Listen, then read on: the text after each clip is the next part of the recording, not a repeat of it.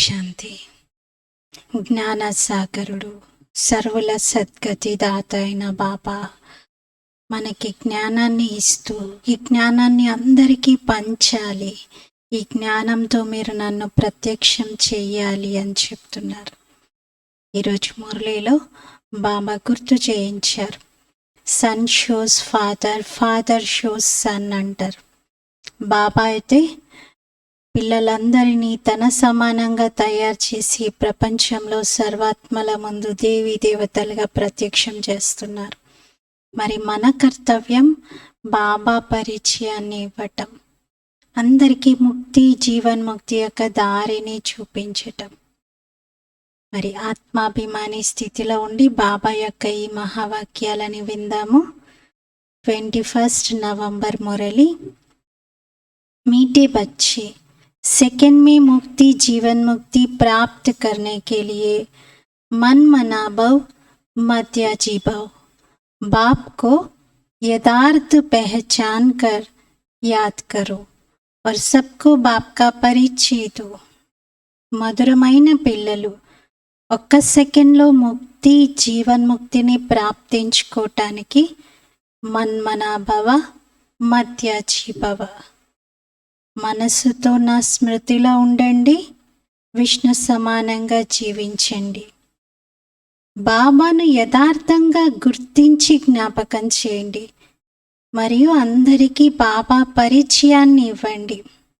ఒకటేమో మనం కూడా బాబాని, బాబా ఎవరో ఏ రూపంలో ఉన్నారో అలా జ్ఞాపకం చేయటము, అలాగే అందరికీ బాబా యొక్క సత్య పరిచయాన్ని అందించటము చెయ్యాలి.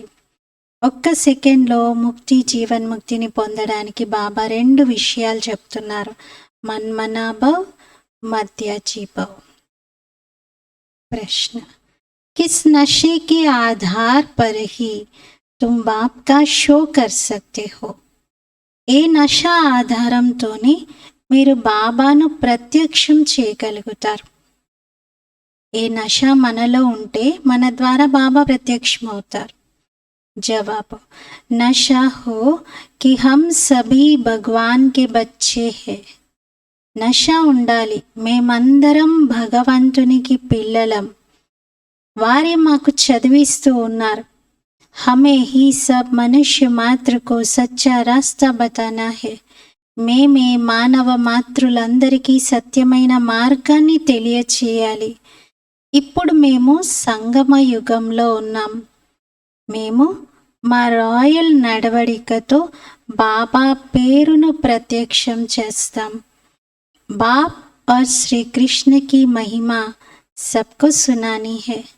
తండ్రి మరియు శ్రీకృష్ణుని మహిమను అందరికీ వినిపించాలి. నశ ఏముండాలి? మేము భగవంతుని పిల్లలం, ఆ భగవంతుడే స్వయంగా టీచర్ అయి మాకు చదివిస్తున్నారు. మానవ మాతృలందరికీ మేము సత్యమైన మార్గాన్ని చూపించాలి. మేమిప్పుడు సంగమ యుగంలో ఉన్నాము. మేము మా రాయల్ నడవడికతో బాబాను ప్రత్యక్షం చేయాలి. ఇవన్నీ నశ కలిగించేటువంటి పాయింట్స్. అలాగే బాబా మరియు శ్రీకృష్ణుడు, భగవంతునికి శ్రీకృష్ణునికి ఇద్దరికీ ఉన్నటువంటి మహిమలను వినిపించాలి. గీత్, ఆనే వాలే కల్కి తుమ్ తక్దీర్ హో. రాబోయేటటువంటి రేపటి కాలానికి మీరే అదృష్టవంతులు అని పాట. ఓం శాంతి. ఈ పాట అయితే గాయనం చేయబడింది. స్వాతంత్ర సమరయోధులు ఈ పాటను ఉపయోగించారు. ప్రపంచం మొత్తం అదృష్టము అని దేన్నంటారు? అది భారతవాసీలకు తెలియట్లేదు. మొత్తం ప్రపంచం యొక్క ప్రశ్న ఇది. మొత్తం ప్రపంచం యొక్క అదృష్టాన్ని పరివర్తన చేయటం అంటే మొత్తం సృష్టిని నరకం నుండి స్వర్గంగా తయారు చేయటం. ఇది మనుషుల వలన అయ్యేది కాదు, ఒక పార్టీ వలన అయ్యేది కాదు. ఈ మహిమ మనుషులకు కాదు. ఒకవేళ శ్రీకృష్ణుడిది అని అన్నా కూడా మరి వారిని ఎన్నో రకాలుగా నిందలు మోపుతూ వచ్చారు కదా. మరి నిజంగా శ్రీకృష్ణుడే మొత్తం సృష్టిని పావనంగా స్వర్గంగా తయారు చేసి ఉంటే అన్ని నిందలు మోపేవారే కాదు. మరి ఈ మహిమ ఎవరిది? మనుష్యులకు ఇది కూడా అర్థం కావటం లేదు. శ్రీకృష్ణుడు ఏ చవితి చంద్రుణ్ణి చూడడం వలన కలంకాలు ఏర్పడ్డాయి అని. ఎందుకంటే చవితి చంద్రుణ్ణి చూస్తే కలంకము అని అంటారు కదా. మరి అన్ని కలంకాలు వేశారు. శ్రీకృష్ణుడు ఏ చవితి చంద్రుణ్ణి చూశాడు? కలంకాలు వాస్తవంగా శ్రీకృష్ణుడివి కాదు, అలాగే గీతా భగవంతుడివి కాదు అంటున్నారు. కలంకాలన్నీ ఈ బ్రహ్మకి. శ్రీకృష్ణునికి కలంకాలు వేశారు. ఏమని? గోపికలను ఎత్తుకెళ్ళాడు అని. మరి శివబాబాకైతే ఈ విషయాలేమీ తెలియదు. ఈశ్వరుడి వెనక అందరూ ఈశ్వరుని ప్రేమలో పరిగెత్తుకుంటూ వచ్చారు, అదైతే నిజం. కానీ ఈశ్వరుణ్ణి ఆ విధంగా ఎవరు తిట్టలేరు కదా. ఈశ్వరుణ్ణి నిందించలేరు, శ్రీకృష్ణుణ్ణి కూడా నిందించలేరు. ఇద్దరిది మహిమ జబర్దస్త్గా ఉంది. శ్రీకృష్ణుని మహిమ నంబర్ 1. లక్ష్మీనారాయణులకు అంతగా మహిమ జరగదు, ఎందుకంటే వారు వివాహితులు. శ్రీకృష్ణుడైతే కుమారుడు, అందుకే వారి మహిమ అధికము. మళ్ళీ లక్ష్మీనారాయణుల మహిమ కూడా చాలా గొప్పగా గాయనం చేయబడుతుంది. 16 కళా సంపూర్ణులు, సంపూర్ణ నిర్వికారి అని. శ్రీకృష్ణునైతే మళ్ళీ ద్వాపరయుగంలో చూపించారు. వాస్తవంగా శ్రీకృష్ణుడే శ్రీనారాయణుడు అనే విషయం తెలియదు వారికి. వారేమనుకుంటారంటే మహిమ పరంపర నుండి ఇలా నడుస్తుంది అని భావిస్తారు. ఈ విషయాలన్నీ మీరిప్పుడు తెలుసుకుంటున్నారు. ఇది ఈశ్వరీయ జ్ఞానం. ఈశ్వరుడే రామరాజ్యాన్ని స్థాపించారు. రామరాజ్యము మనుష్యులకు అర్థం కావట్లేదు. ఎక్కడ ఉంటుంది, ఎలా ఉంటుంది, ఎవరు వచ్చి దాన్ని స్థాపిస్తారు, ఇది తెలియటం లేదు. బాబాయే ఈ విషయాలన్నిటి పరిచయం చేయిస్తున్నారు, వీటన్నిటి జ్ఞానం ఇస్తున్నారు. మొత్తం ఆధారమంతా గీత పైన ఉంది. గీతలోనే తప్పిదం చేసేశారు, రాంగ్గా రాశారు. కౌరవులు పాండవుల యొక్క యుద్ధం అసలు జరగలేదు. ఇది ఒక్క అర్జునుని విషయం కాదు. బాబా అయితే కూర్చొని పాఠశాలలో అందరికీ చదివిస్తున్నారు. పాఠశాల ఎక్కడైనా యుద్ధ మైదానం మధ్యలో ఉంటుందా? యుద్ధం జరుగుతున్న మైదానంలోకి వెళ్ళి పాఠాలు చెప్తే ఎవరైనా వింటారా? ఇది మాయా రావణుని యుద్ధం, అంతేకాని స్థూలంగా కనిపించేటువంటి ఆయుధాలతో చంపుకునే యుద్ధం కాదు. మాయా రావణుణ్ణి జయించాలి. మాయను జయిస్తే జగత్తును జయించిన వారిగా అవుతారు. కానీ ఈ విషయాలు కొద్దిగా కూడా అర్థం చేసుకోవటం లేదు. డ్రామాలో అలాగే ఇమిడి ఉంది. అలాంటి వారందరూ చివరికి వచ్చి తప్పనిసరిగా అర్థం చేసుకుంటారు. మీరు పిల్లలే చక్కగా అర్థం చేయించగలుగుతారు. భీష్మ పితామహ మొదలైన వారిని హింసాత్మకమైన బాణాలతో చంపే విషయం ఏమీ లేదు. శాస్త్రాల్లో అయితే చాలా విషయాలని రాసేశారు. మాతలే వారి వద్దకు వెళ్ళి సమయం తీసుకోవాలి, చెప్పాలి, ఈ విషయంలో మేము మీతో మాట్లాడాలనుకుంటున్నాము. మరి గీతను భగవంతుడే గానం చేశారు. భగవంతునిదే మహిమ, శ్రీకృష్ణుని మహిమ వేరు. మాకైతే ఈ విషయంలో సంశయం కలుగుతుంది. రుద్ర భగవాను వాచ అంటారు. మరి ఆ రుద్రుడిదే ఈ జ్ఞాన యజ్ఞం. ఇక్కడ నిరాకారుడైన పరంపిత పరమాత్ముని జ్ఞాన యజ్ఞం నడుస్తుంది. మనుషులేమో శ్రీకృష్ణ భగవాను వాచ అంటారు. మరి భగవంతుడు వాస్తవంగా ఒక్కరే ఉంటారు కదా, వారి మహిమను రాయాలి కదా. శ్రీకృష్ణుని మహిమ వేరు. ఇప్పుడు ఇద్దరిలో గీతా భగవంతుడు ఎవరు? గీతలో రాసి ఉంది సహజ రాజయోగము అని. బాబా చెప్తున్నారు, మీరిక్కడ అనంతమైన సన్యాసం చెయ్యాలి అని నేను చెప్పగలుగుతాను, ఇది శ్రీకృష్ణుడు చెప్పలేరు. దేహ సహితంగా దేహం యొక్క సర్వ సంబంధాలని విడిచి స్వయాన్ని ఆత్మగా భావించండి. మన్మనాభవ మధ్యాజీభవ. మరి ఇటువంటి ఆదేశాలని ఎవరివ్వగలుగుతారు? దేహదారులు చెప్పగలుగుతారా? ఇది నిరాకారి తండ్రి మాత్రమే ఆదేశించగలుగుతారు. బాబా చెప్తున్నారు, నేను ఎంత చక్కగా మంచి రీతిగా మీకు వివరిస్తున్నాను. గీతలో శ్రీమద్ భగవాను వాచ అని ఉంది. శ్రీ అనగా శ్రేష్టము. మరి పరంపిత పరమాత్మ శివుడే శ్రేష్టాతి శ్రేష్టమైన వారు. శ్రీకృష్ణుణ్ణి దైవీ గుణ సంపన్న మానవుడు అంటారు. గీతా భగవంతుడైతే శివుడు, వారే రాజయోగాన్ని నేర్పించారు. నిజంగా చివరికి అన్ని ధర్మాల వినాశనమై ఒకే ధర్మ స్థాపన జరుగుతుంది. సత్యయుగంలో ఒకే ఆది సనాతన దేవీ దేవత ధర్మం ఉండేది. అది శ్రీకృష్ణుడేమీ స్థాపించలేదు, కానీ స్వయం భగవంతుడే స్థాపించారు ఆ దేవతా ధర్మాన్ని. వారిదే మహిమ ఉంది. వారిని త్వమేవ మాతాశ్చ పిత అని అంటారు. శ్రీకృష్ణునైతే ఆ విధంగా అనరు. మీరు సత్యమైన తండ్రి పరిచయంను ఇవ్వాలి. మీరు అర్థం చేయించవచ్చు. భగవంతుడే లిబరేటర్, గైడ్, అందరినీ తీసుకెళ్లేవాడు. దోమల గుంపు మాదిరిగా అందరినీ తీసుకెళ్తారు. ఇది శివబాబా యొక్క కర్తవ్యం. సుప్రీం అనే అక్షరం కూడా చాలా బాగుంది. మరి శివుడు పరంపిత పరమాత్ముని యొక్క మహిమే వేరు, శ్రీకృష్ణుని మహిమ వేరు. రెండూ రుజువు చెయ్యాలి అంటున్నారు.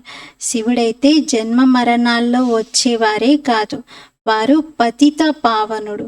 శ్రీకృష్ణుడైతే పూర్తి 84 జన్మలు తీసుకుంటారు. ఇప్పుడు పరమాత్మ అని ఎవరిని అనాలి? ఈ విషయాలు కూడా రాయాలి. పేహ తండ్రిని తెలుసుకోని కారణంగానే అందరూ అనాథలుగా, దుఃఖితులుగా అయిపోయారు. సత్యుగంలో అయితే అందరూ సనాథులుగా ఉంటారు, తండ్రి వారిగా ఉంటారు, సుఖీగా ఉంటారు, ధనవంతులుగా ఉంటారు. ఇవి స్పష్టమైన అక్షరాల్లో రాయాలి. బాబా అంటారు, నన్ను జ్ఞాపకం చేయండి మరియు వారసత్వాన్ని తీసుకోండి. 1 సెకండ్లో జీవన్ముక్తిని పొందుతారు. ఇది ఇప్పుడే శివబాబా చెప్తున్నారు. మహిమ పూర్తిగా రాయాలి. శివాయ నమః అంటారు. మరి వారి నుండే స్వర్గ వారసత్వం లభిస్తుంది. ఈ సృష్టి చక్రమును అర్థం చేసుకోవడంతో మీరు స్వర్గవాసిగా అవుతారు. కేవలం అర్థం చేసుకుంటేనే స్వర్గవాసిగా అవుతామా? బాబా దృష్టిలో ఇక్కడ అర్థం అవ్వడము అంటే ధారణ చేయటం. మన 5 స్వరూపాలని మొత్తం చక్రంలో మన పాత్రని ప్రాక్టికల్గా ధారణ చేయటం. నిరాకారిగా, ఆకారిగా, సాకార రూపంలో పాత్రను అన్నింటినీ మనసులో స్మృతిలో రివైజ్ చేయటం. ఇప్పుడు నిర్ణయించండి, రైట్ ఏమిటి? మీరు పిల్లలు సన్యాసుల ఆశ్రమాలకు కూడా వెళ్ళి పర్సనల్గా వారిని కలవాలి. సభలో అయితే వారికి చాలా అహం అడ్డొస్తూ ఉంటుంది. మీరు పిల్లలు ఇప్పుడు బుద్ధిలో ఉంచుకోవాలి, మనుష్యులందరికీ మేమే సత్యమైన దారిని చూపించాలి. మరి ఎలా? ఇంతమందికి దారి చూపించడం ఎలా? భగవాను వాచ, నేను ఈ సాధువులందరిది కూడా ఉద్ధరణ చేస్తాను. లిబరేటర్ అనే అక్షరం ఉంది కదా, అనంతమైన తండ్రే చెప్తున్నారు, నా పిల్లలుగా కండి. Father shows son, son shows father. శ్రీకృష్ణుణ్ణి ఫాదర్ అని అనరు. గాడ్ ఫాదర్కి మీరందరూ పిల్లలు. మరి గాడ్ ఫాదర్ అని భగవంతుని, శివుణ్ణి అంటారు, కృష్ణుణ్ణి అనరు. మనుష్య మాతృలకైతే వారి పిల్లలు వారికి ఉంటారు. వారి సంతానమే వారిని తండ్రి అని సంబోధిస్తుంది. అందరూ పిల్లలుగా ఉండలేరు కదా. మరి మీరు అర్థం చేసుకోవాలి, మీకు చాలా నశ ఉండాలి. అనంతమైన తండ్రికి మనం పిల్లలం. రాజు పిల్లలు రాజకుమారులుగా పిలువబడతారు. వారి నడవడిక చూడండి ఎంత రాయల్గా ఉంటుందో.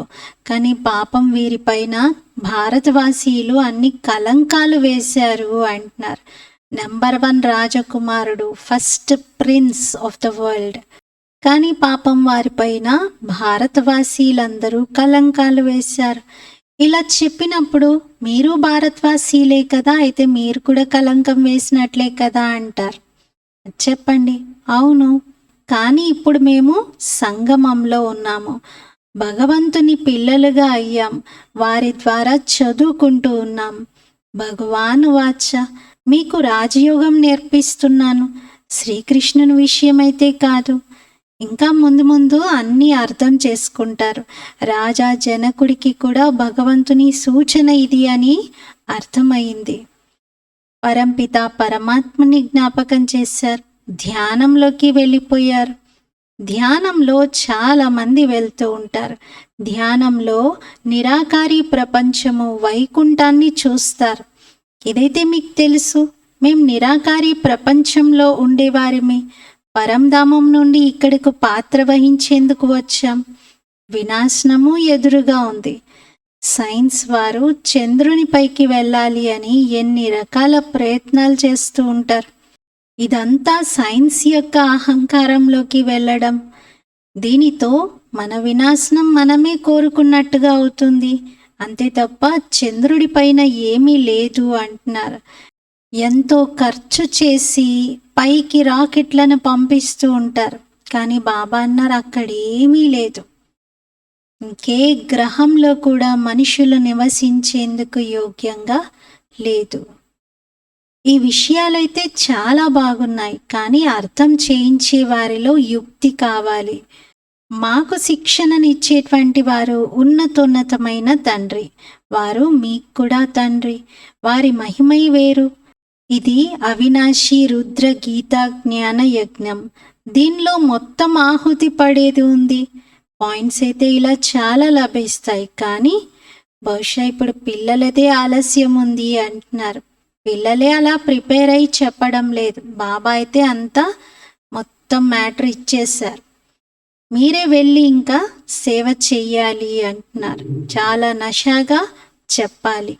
ఒకటేమో ఆత్మిక యాత్ర, మరొకటి దైహిక యాత్ర. ఈ పాయింట్ చాలా బాగుంది. బాబా అంటారు మీరు నన్ను జ్ఞాపకం చేయండి, అంతమతి సుగతి ఏర్పడుతుంది. మరి ఆత్మిక యాత్ర, దైహిక యాత్ర అనే పాయింట్ చాలా బాగుంటుంది. అందరికీ తెలియచేయండి అంటున్నారు. మరి యాత్రలో చివరికి ఎవరిని జ్ఞాపకం చేయాలి? బాబా నన్నే జ్ఞాపకం చేయండి. అప్పుడు మంచి శ్రేష్ఠ గతిని పొందుతారు. స్పిరిచువల్ ఫాదర్ తప్పితే ఇంకెవరు కూడా ఈ జ్ఞానం వినిపించలేరు. ఇటువంటి పాయింట్స్ రాయాలి. మన్మనాభవ మధ్యాజీభవ. ఇది ముక్తి, జీవన్ముక్తి యొక్క యాత్ర. యాత్ర అయితే బాబాయే చేయిస్తారు. శ్రీకృష్ణుడైతే చేయించలేరు. జ్ఞాపకం చేసే అలవాటు చేసుకోవాలి. ఎంత బాబా స్మృతిలో ఉంటే అంత సంతోషం కలుగుతుంది. కానీ మాయ బాబాను జ్ఞాపకం చేయనివ్వకుండా చేస్తుంటుంది. అచ్చా, मीठे मीठे सिकीलते बच्चों प्रति बाप दादा का याद प्यार और గుడ్ మార్నింగ్. సర్వీస్ అయితే అందరూ చేస్తారు. కానీ కొందరు ఉన్నతమైన సేవ, కొందరు తక్కువ సేవ చేస్తారు. కొందరికి బాబా పరిచయం ఇవ్వడం చాలా తేలికవుతుంది. అచ్చా, रूहानी बाप की रूहानी बच्चों को నమస్తే. బాబా ఇలా యాద్ ప్యార్ చెప్తూ కూడా మధ్యలో జ్ఞానం వినిపిస్తున్నారు. పిల్లలు ఆత్మిక తండ్రి పరిచయం తప్పనిసరిగా ఇవ్వాలి అని. हम रूहानी बच्चों की रूहानी बाप दादा को याद प्यार गुड मॉर्निंग और नमस्ते. मेरा पापा, मीठा पापा, प्यारा पापा, शुक्रिया पापा. రాత్రి క్లాస్. ఈరోజటి మురళీలో రాత్రి క్లాస్ ఉంది. जैसे पहाड़ों पर हवा खाने रिफ्रेश होने जाते हैं. ఏ విధంగా పర్వతాల పైకి రిఫ్రెష్ అవ్వడానికి, చల్లని గాళ్లను ఆనందించటానికి వెళ్తుంటారు. గర్వ ఆఫీస్ మే रहने से बुद्धि में काम रहता है. ఇంట్లో ఆఫీస్లో ఉండడంతో బుద్ధిలో ఎప్పుడు పనులే గుర్తొస్తూ ఉంటాయి. బయటికి వెళ్ళడంతో ఆఫీస్కి సంబంధించిన ఆలోచనల నుండి ఫ్రీ అవుతారు. ఇక్కడ కూడా పిల్లలు రిఫ్రెష్ అయ్యేందుకే వస్తారు. అర్థకల్పం భక్తి చేస్తూ అలసిపోయారు. పురుషోత్తమ సంగమ యుగంలో జ్ఞానం లభించింది. జ్ఞాన యోగాలతో మీరు రిఫ్రెష్ అవుతున్నారు. మీకు తెలుసు ఈ పాత ప్రపంచం ఇప్పుడు వినాశనం అవుతుంది. కొత్త ప్రపంచ స్థాపన జరుగుతుంది. ప్రళయం అయితే జరగదు. వాళ్ళేమనుకుంటారు ప్రపంచం ఒక్కసారిగా అంతమవుతుంది అని. కానీ కాదు, పరివర్తన చెందుతుంది. ఇది నరకం. ఈ నరకం పాత ప్రపంచంగా పిలువబడుతుంది. ఇదే నెమ్మదిగా పరివర్తన చెంది కొత్తదిగా అవుతుంది. కొత్త ప్రపంచం మరియు పాత ప్రపంచం రెండు ఎలా ఉంటాయి అనేది మీకే తెలుసు. మీరు డీటెయిల్గా అర్థం చేసుకుంటున్నారు. మీ బుద్ధిలో విస్తారంగా ఉంది. అది కూడా నంబర్ వారీ పురుషార్థం అనుసారంగా. అర్థం చేయించడంలో చాలా రిఫైన్నెస్ కావాలి. ఎవరికైనా ఇలా అర్థం చేయించండి, వెంటనే బుద్ధిలో మొత్తం వచ్చేస్తుంది. కొందరు పిల్లలు కచ్చగా ఉంటారు, నడుస్తూ నడుస్తూ రాలిపోతారు. పచ్చికాయలు రాలిపోయినట్టుగా రాలిపోతారు. భగవాను వాచ ఆశ్చర్యంగా వింటారు, వర్ణిస్తారు, తర్వాత పారిపోతారు. ఇది మాయా యుద్ధం. మాయతో మరణించి ఈశ్వరుడి పిల్లలుగా అవుతారు. మళ్ళీ ఈశ్వరుడి దగ్గర మరణించి మాయవారిగా అవుతారు. అడాప్ట్ అయిన తర్వాత కూడా మళ్ళీ విడాకులు ఇచ్చేసి వెళ్ళిపోతారు. మాయ ఎంత శక్తివంతమైనది. అనేక మంది పిల్లల్ని తుఫాన్లలో తీసుకొస్తూ ఉంటుంది. పిల్లలు కూడా అర్థం చేసుకుంటున్నారు, ఓటమి గెలుపు రెండు ఉన్నాయి అని. ఈ ఆటనే ఓటమి గెలుపుల ఆట. 5 వికారాలతో ఓడితే ఇంకా అన్నిటితో ఓడిపోయినట్లే. 5 వికారాలని జయిస్తే జగత్తును జయించినట్లు. ఇప్పుడు మీరు జయించేందుకు పురుషార్థం చేస్తున్నారు.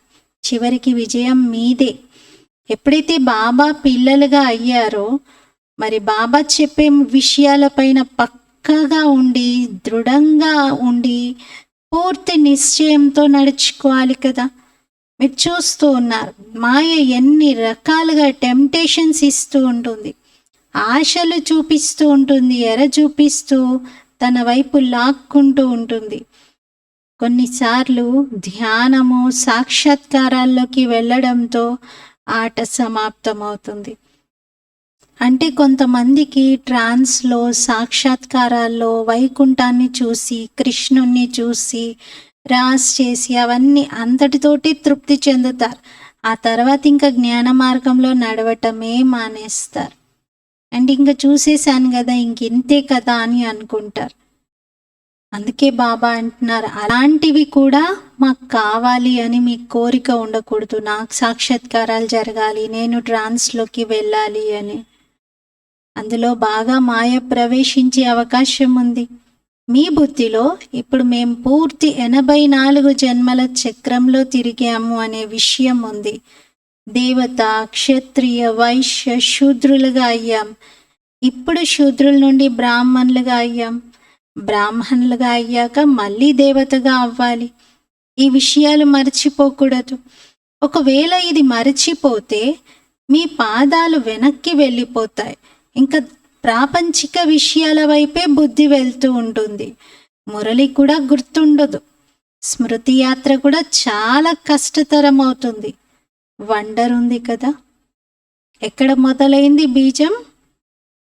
నేనే బ్రాహ్మణ్ నుండి దేవతగా, దేవత నుండి క్షత్రిగా, క్షత్రియ నుండి వైశ్యులుగా, మళ్ళీ వైశ్యుల నుండి శూద్రులుగా, మళ్ళీ శూద్రుల నుండి బ్రాహ్మణులుగా అవుతున్నాను.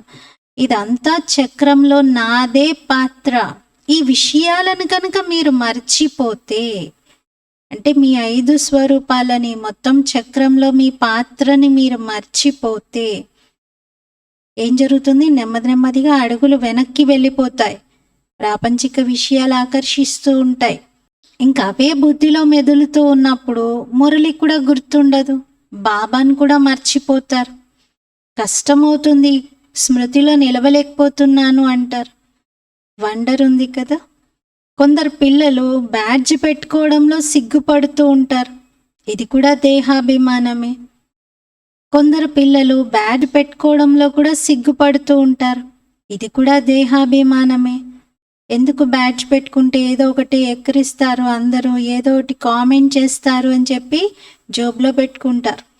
సెంటర్కి లోపలికి వస్తూ ఉంటే అప్పుడు పెట్టుకుంటారు, మళ్ళీ బయటికి వెళ్ళేటప్పుడు తీసి మళ్ళీ జేబులో వేసుకుంటారు.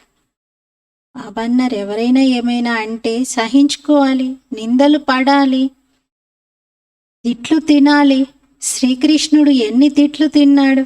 అందరికంటే అధికంగా తిట్లు తిన్నదైతే శివబాబా, ఆ తర్వాత శ్రీకృష్ణుడు, ఆ తర్వాత అందరికంటే ఎక్కువ తిట్లు తిన్నది రాముడు. మరి నంబర్ వారీగా ఉన్నారు కదా. దేవతలను ఆ విధంగా తిట్టడం వలన, నిందించడం వలన భారతదేశంలో ఎంత గ్లాని జరిగింది అంటున్నారు. ఇప్పుడు మీరు పిల్లలు ఈ విషయంలో ఎవ్వరి ముందు భయపడే అవసరం లేదు. మీరు నిర్భయంగా ముందుకు వెళ్ళాలి. అచ్చా, मीठे मीठे सिकिलते बच्चों प्रति याद प्यार और गुड नाइट। हम रूहानी बच्चों की रूहानी बाप दादा को याद प्यार, गुड मॉर्निंग और नमस्ते। मेरा बाबा मीठा बाबा, प्यारा बाबा, शुक्रिया बाबा। ధారణ కోసం ముఖ్య సారము. ఫస్ట్ పాయింట్, బుద్ధితో బేహద్ సన్యాసం చేసి ఆత్మిక యాత్రలో నిమగ్నమై ఉండాలి. స్మృతిలో ఉండేటువంటి అలవాటు చేసుకోవాలి. బుద్ధితో అనంతమైన సన్యాసం చేయాలి. అన్నిటితో సన్యాసం, అన్నిట్లో ఉంటూనే, దీన్నే అనంతమైన సన్యాసం అంటారు. ఆత్మిక యాత్రలో నిమగ్నమై ఉండాలి. Second point, father shows son, son shows father. అందరికీ బాబా యొక్క సత్యమైన పరిచయాన్ని ఇవ్వాలి. తండ్రి పిల్లల్ని ప్రత్యక్షం చేస్తారు, పిల్లలు తండ్రిని ప్రత్యక్షం చేయాలి. అంటే బాబా పరిచయం అందరికీ ఇవ్వాలి. ఒక్క సెకండ్లో జీవన్ముక్తి యొక్క మార్గాన్ని తెలియచేయాలి. ఫస్ట్ పాయింట్లో బాబా బుద్ధితో సన్యాసం చేయండి అంటున్నారు. స్మృతిని పెంచుకోవాలి, అలవాటు చేసుకోవాలి. సెకండ్ పాయింట్లో బాబాను ప్రత్యక్షం చేసి సేవ చేయమంటున్నారు. వరదానం. मनसा और वाचा के मेल द्वारा जादू मंत्र करने वाले नवीनता और विशेषता संपन्न भव. మనసా మరియు వాచ యొక్క మిలనం ద్వారా జాదు మంత్రం చేసేటువంటి నవీనత మరియు విశేషత సంపన్న భవ. మనస మరియు వాచ యొక్క కలయికతో ఇంద్రజాల మంత్రం చేసేటువంటి నవీనత మరియు విశేషత సంపన్న భవ. వివరణ. మనస మరియు వాచ రెండిటి కలయిక ఒక మంచి ఇంద్రజాలం యొక్క మంత్రం లాంటి పని చేస్తుంది. ఒక జాదు మంత్రం లాంటి పని చేస్తుంది. అంటే మంత్రమే కానీ ఒక జాదు లాంటి మంత్రాన్ని. జాదు అంటే ఏంటి? మ్యాజిక్ అంటే ఏంటి? ఫాస్ట్గా జరిగేది, వెంటనే రిజల్ట్ని ఇచ్చేది, ఒక్కసారిగా ట్రాన్స్ఫార్మ్ అయ్యేది మ్యాజిక్గా పిలువబడుతుంది. అలా బాబా అంటున్నారు, మీరు వాచా సేవ, మనసా సేవ రెండింటినీ జాయింట్గా కలిపి చేస్తే మ్యాజిక్ లాంటి, ఒక మంత్రం లాంటి పని జరుగుతుంది అంటున్నారు. దీంతో సంఘటనలోని చిన్న చిన్న విషయాలు ఎలా సమాప్తం అవుతాయి అంటే మీరైతే ఇదొక మ్యాజిక్గా జరిగింది అని అనుకుంటారు. మనస శుభ భావన, శుభమైన ఆశీర్వాదాలను ఇవ్వడంలో బిజీగా ఉండాలి. మనస్సు శుభ భావన లేక శుభమైన ఆశీర్వాదాలను ఇవ్వడంలో బిజీ అవ్వాలి. అప్పుడు మనసు యొక్క అలజడి సమాప్తమైపోతుంది. పురుషార్థంలో ఎప్పుడూ నిరుత్సాహం చెందకూడదు, సంఘటనలో భయపడకూడదు. మనస వాచ యొక్క సమ్మిళిత సేవతో విహంగ మార్గం యొక్క సేవా ప్రభావం చూడగలుగుతారు. ఇప్పుడు సేవలో ఈ నవీనత మరియు విశేషతను సంపన్నం చేయండి. అప్పుడు 9 లక్షల ప్రజలు తయారైపోతారు. స్లోగన్. బుద్ధి యథార్థమైన నిర్ణయం తీసుకోవటానికి పూర్తి నిర్వికారిగా అవ్వాలి. ఎప్పుడైతే పూర్తి నిర్వికారిగా అవుతారో అప్పుడే బుద్ధి యథార్థమైన నిర్ణయం తీసుకోగలుగుతుంది. ఈరోజు స్వమానము. నేను విశేషత సంపన్నుడను. నేను ఆత్మను, విశేషత సంపన్నుడను. విశేషత ఏం చూపించాలి? కొత్తదనం ఏం చూపించాలి? మనస వాచ. వాచతో జ్ఞానం వినిపిస్తున్నాం, కానీ లోపల మనసులో ఆత్మల పట్ల శుభ భావన కూడా ఉండాలి. మాతేశ్వరి యొక్క మధుర మహావాక్యాలు. టాపిక్: కలియుగి అసార ప్రపంచం నుండి సత్యుగి సారస్వరూపమైన ప్రపంచంలోకి తీసుకెళ్ళటం ఎవరి పని? నిస్సారంగా ఉన్న ఈ ప్రపంచంలో సారం నింపి అక్కడికి తీసుకెళ్లేది ఎవరు? ఈ విషయంలో మా అమ్మ వివరించారు. ఈ కలియుగి ప్రపంచంను అసార ప్రపంచం అని ఎందుకు అంటున్నారు? ఎందుకంటే ఈ ప్రపంచంలో ఎటువంటి సారము లేదు, అనగా ఏ వస్తువులోనూ శక్తి లేదు, సుఖము, శాంతి, పవిత్రత లేదు. ఈ సృష్టి పైన ఒకప్పుడు సుఖశాంతులు, పవిత్రత ఉండేవి. ఇప్పుడు ఆ శక్తే లేదు. ఎందుకంటే ఈ సృష్టిలో 5 భూతాలు ప్రవేశించాయి. అందుకే ఈ సృష్టి భయ సాగరంగా, కర్మ బంధన సాగరంగా పిలువబడుతుంది. అందుకే మనుష్యులు దుఃఖంలో పరమాత్మని పిలుస్తున్నారు. ఓ పరమాత్మ, ఈ భవ సాగరంను దాటించండి. దీంతోనే రుజువు అవుతుంది. ఇలా పిలవడము అంటే తప్పక అభయం ఇచ్చేవాడు, నిర్భయత సంసారంలోకి తీసుకెళ్లేవాడు, నిర్భయ ప్రపంచంలోకి తీసుకెళ్లేవాడు ఒకరు ఉన్నారు అని. అందుకే ఈ అసార ప్రపంచమును పాప సాగరము అంటారు. దీన్ని దాటించి పుణ్యాత్మల ప్రపంచంలోకి తీసుకెళ్తూ ఉన్నారు. అలా తీసుకెళ్ళండి అని కోరారు. మరి ప్రపంచములు కూడా 2 ఉన్నాయి. ఒకటి సత్యయుగి సార ప్రపంచము, రెండవది కలియుగి అసార ప్రపంచము. 2 ప్రపంచాలే, 2 ఈ సృష్టిపైనే ఉంటాయి. అచ్చా. ఓం శాంతి.